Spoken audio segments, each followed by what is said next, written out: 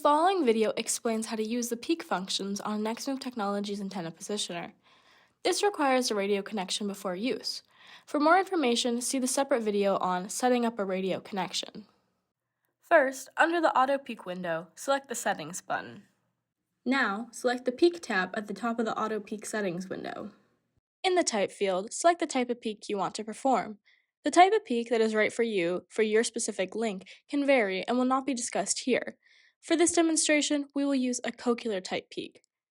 In the Width field, select how wide of a peak to perform. This also will vary depending on your antenna setup and radio frequency. For this demonstration, enter 1 for a 1 degree peak width. A cochlear type peak involves both an azimuth and elevation step.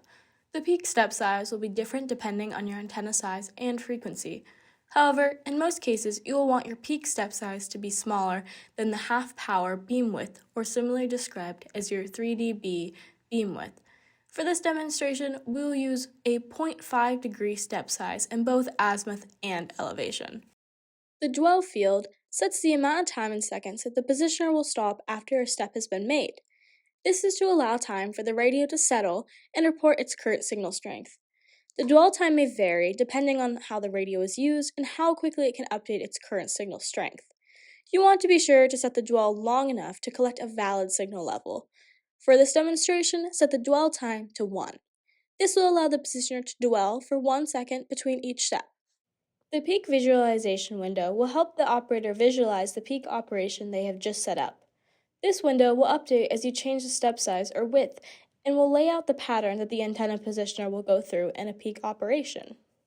The Threshold Repeak tool is a link maintenance tool that actively monitors the radio signal strength. The operator will set a trigger threshold to automatically trigger a repeak based on a drop in signal strength. This window is covered in full in a separate video called Threshold Repeak Functions. Once you have set all your peak settings, press the OK button in the right-hand corner to exit the Auto Peak Settings window. From the Auto Peak window, press the Heat Map button to open the RF Mapping window. Once you're in the RF Mapping window, press the Peak Only button. This will start the peak operation. The peak step begins and a visualization of the RF signal strength is drawn on the map during the peak operation.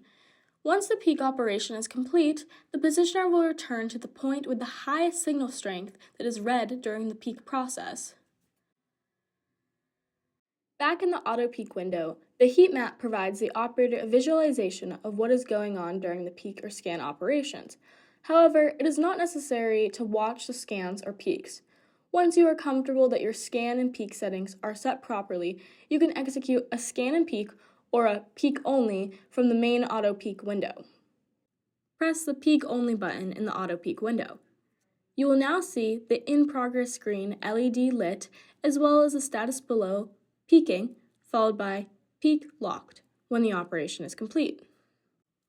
A Scan and Peak button is also available to perform both operations in sequence.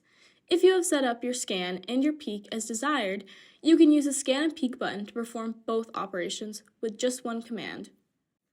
This concludes the video overview for the peak functions in the Auto Peak window for our Nextmove Technologies antenna positioner. Thanks for watching!